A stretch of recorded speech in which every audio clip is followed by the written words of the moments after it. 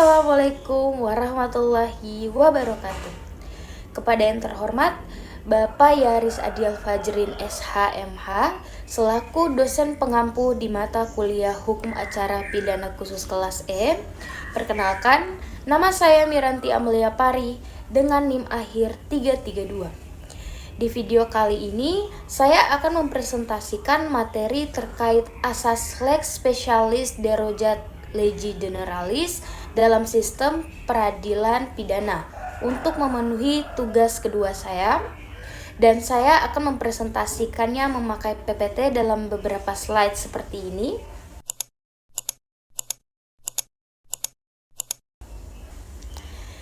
Dan tanpa berlama-lama, mari kita simak videonya. Baik, untuk yang pertama yaitu kerangka teori asas lex specialis derogat legis generalis sebagai asas preferensi. Asas lex specialis derogat legis generalis atau hukum khusus menyampingkan hukum umum merupakan salah satu asas preferensi yang dikenal dalam ilmu hukum.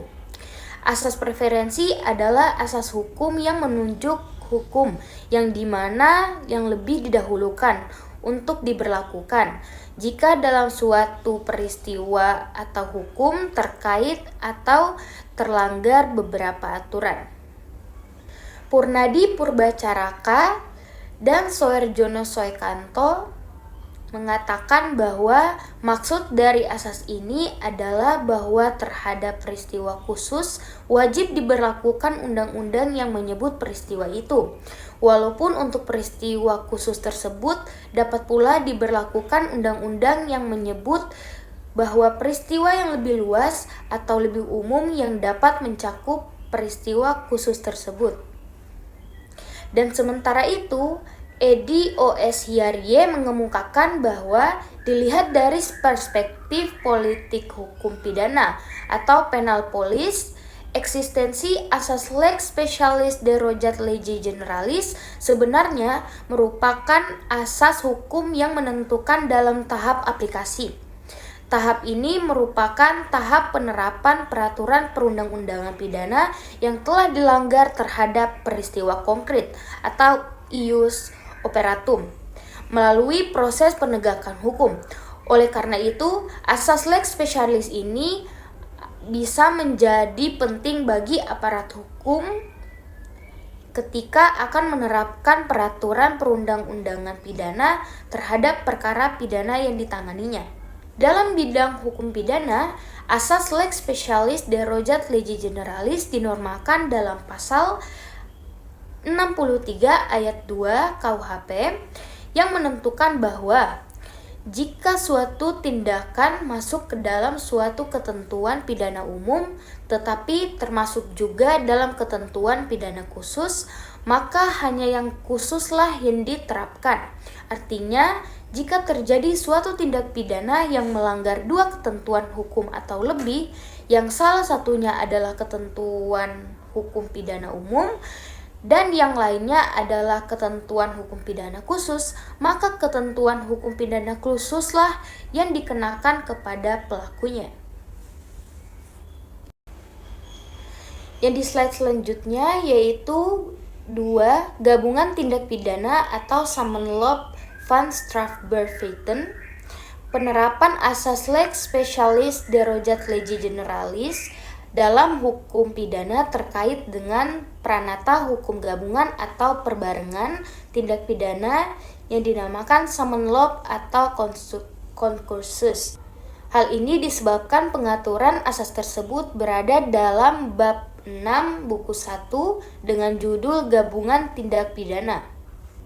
Di dalamnya, Simons mengatakan bahwa suatu Samenlob van Strafbeveten atau gabungan dari perbuatan-perbuatan yang dapat dihukum itu hanya ada, yaitu apabila perbuatan-perbuatan tersebut telah dilakukan oleh satu orang yang sama, dan di antara perbuatan-perbuatan tersebut tidak terdapat satu keputusan hakim yang telah mengadili satu atau lebih perbuatan-perbuatan tersebut.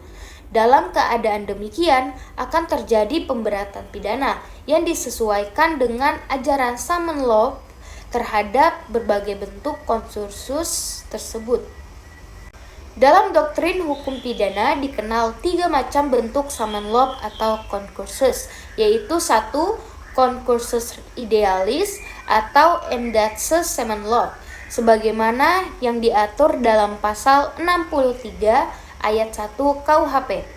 Dan yang kedua yaitu concursus realis atau merdaces summon law, yang diatur dalam pasal 65 dan 66 KUHP, serta yang ketiga yaitu forgazed handling yang diatur dalam pasal 64 KUHP. Untuk slide berikutnya yaitu model surat dakwaan dan sistem peradilan pidana. Sistem peradilan pidana atau SPP adalah sebuah sistem yang di dalamnya terdapat subsistem yang saling terkait satu sama lain, yakni subsistem kepolisian, kejaksaan, pengadilan, dan subsistem pendukung lainnya, seperti lembaga kemasyarakatan, imigrasi, dan instansi lain yang terkait. Semua subsistem yang terlibat di dalamnya seharusnya berada di satu mata rantai yang terpadu, saling mendukung serta terdapatnya suatu sinkronisasi atau koordinasi pelaksanaan tugas dan wewenang. Muladi mengatakan bahwa dalam SPP harus dapat sinkronisasi atau keselarasan dalam 3 hal berikut, yaitu 1. Keselarasan substansial, keselarasan struktural, dan juga keselarasan kultural. Yang dimaksud Muladi dengan keselarasan kultural adalah kesamaan persepsi dan pemahaman di antara aparatur penegak hukum tentang peraturan yang ada, tentang asas, konsep, dan juga prinsip yang berlaku dalam hukum pidana, baik tertulis maupun tidak tertulis. Terkait dengan tema penelitian ini menjadi penting adanya kesamaan pemahaman aparatur penegak hukum tentang asas lex specialis, ajaran gabungan tindak pidana, dan model surat dakwaan yang tepat untuk digunakan dalam perkara pidana terkait penerapan asas tersebut. Dalam proses peradilan pidana, jaksa penuntut umum harus membuat surat dakwaan saat membawa suatu kasus ke pengadilan. Dakwaan tersebut akan menjadi dasar pemeriksaan perkara di pengadilan, sekaligus juga pedoman pemeriksaan agar proses berjalan sesuai dengan permasalahan dalam perkara tersebut. Surat dakwaan juga menjadi dasar bagi hakim dalam menetapkan putusan dan pembuktian bagi jaksa. Pada slide berikutnya yaitu secara teoritis dalam doktrin hukum acara pidana dikenal 5 model surat dakwaan yang masing-masing disesuaikan dengan kasus yang ditangani. Kelima model surat dakwaan tersebut adalah yang pertama yaitu surat dakwaan tunggal, yaitu yang dibuat untuk perkara pidana di mana hanya ada satu perbuatan atau perbuatan tersebut hanya melanggar satu peraturan. Dan yang kedua hanya melanggar satu peraturan, yang dimana surat dakwaan alternatif yang dibuat juga untuk perkara pidana yang hanya ada satu perbuatan dan satu peraturan yang dilanggar. Namun jaksa penuntut umum masih belum dapat memastikan yang dimana pasal yang sesungguhnya akan terbukti dilanggar oleh terdakwa berdasarkan pemeriksaan persidangan, maka dibuat 2 pasal yang bersifat alternatif atau pilihan. Dan yang ketiga yaitu surat dakwaan subsidiaritas atau primer subsidiar yang dibuat untuk perkara pidana yang melanggar beberapa ketentuan sekaligus, yang biasanya berbentuk delik awal dan delik kualifikasi, sehingga dakwaan dibuat melalui dari pasal yang terberat sampai pada pasal yang teringan. Surat dakwaan ini juga sebenarnya ditunjukkan bagi satu perbuatan saja, tetapi terhadap perbuatan tersebut terdapat beberapa ketentuan yang mengaturnya, yang mana ketentuan yang satu bersifat lebih khusus daripada ketentuan lainnya yang bersifat umum. Dan yang keempat yaitu surat dakwaan kumulatif, yang dibuat untuk perkara pidana, yang pelakunya telah melakukan beberapa tindak pidana sekaligus dan masing-masing tindak pidana tersebut harus dibuktikan. Dan yang kelima yaitu ada surat dakwaan gabungan, yaitu surat dakwaan yang dibuat bagi perkara pidana yang pelakunya telah melakukan beberapa perbuatan sekaligus, dan diantaranya perbuatan tersebut ada yang merupakan delik awal dan delik kualifikasi. Untuk slide berikutnya yaitu 4. Implementasi asas lex specialis derogat legi generalis dalam perkara pidana dengan karakter gabungan tindak pidana. Asas ini diterapkan pada perkara pidana yang merupakan gabungan dari tindak pidana dari suatu perbuatan. Hal ini terlihat dari model surat dakwaan yang digunakan dalam menangani perkara pidana tersebut.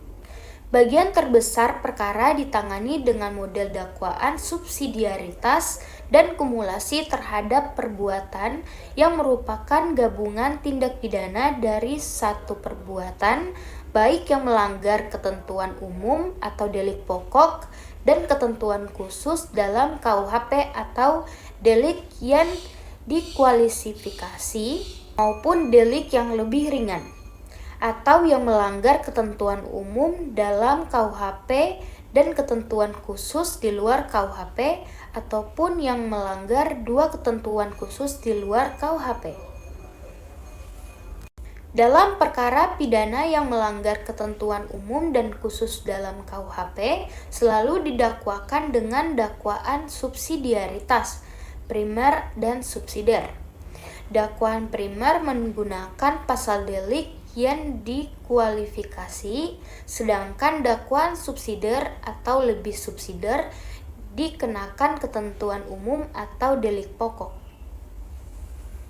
Di slide berikutnya yaitu 5. Model surat dakwaan dalam menerapkan asas lex specialis derogat legi generalis dan tahapan dalam sistem peradilan pidana. Fakta bahwa masih didakwakannya ketentuan umum dalam surat dakwaan di samping ketentuan khusus sesungguhnya menunjukkan pandangan penegak hukum bahwa asas tersebut baru diterapkan pada tahap persidangan, lebih tepatnya setelah pembuktian.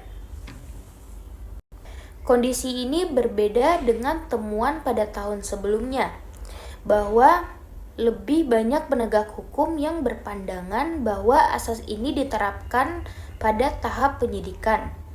Hanya sebagian kecil penegak hukum berpendapat bahwa asas ini diterapkan pada saat penerapan pidana, yaitu setelah dibuktikannya di persidangan bahwa perbuatan terdakwa melanggar kedua ketentuan hukum pidana, yaitu umum dan khusus, barulah pasal 63 ayat 2 diterapkan. Dengan kata lain, penerapan pasal tersebut yang berarti juga penerapan asas lex specialis hanya berkenaan dengan pidana yang akan diterapkan, yaitu sanksi pidana yang terdapat dalam ketentuan pidana khusus. Dan di slide berikutnya yaitu inilah beberapa sumber materi yang saya pakai, yaitu yang pertama ada Agustina Sinta et al. 2010 Persepsi Aparat Penegak Hukum tentang Implementasi Asas Lex Specialis Derogat Legi Generalis dalam Sistem Peradilan Pidana, Laporan Penelitian LPUE. Dan yang kedua yaitu Purbacaraka Purnadi dan Soerjono Soekanto 1983 Perundang-undangan dan Jurisprudensi Bandung Citra Aditya Bakti. Yang ketiga ada Smons 1992 Lerberg van het Nederlands Starford Terjemahan Lamintang Bandung Pionir Jaya.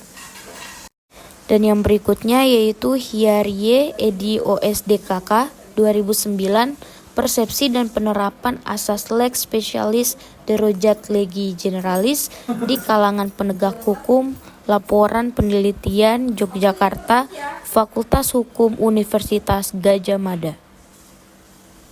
Dan yang terakhir yaitu Muladi 1998, Kapita Selekta Sistem Peradilan Pidana, Semarang, penerbit Undip. Baik, itu saja yang dapat saya presentasikan pada video kali ini. Kurang dan lebihnya saya memohon maaf. Wabillahi taufiq walhidayah. Wassalamualaikum warahmatullahi wabarakatuh. Thanks for watching.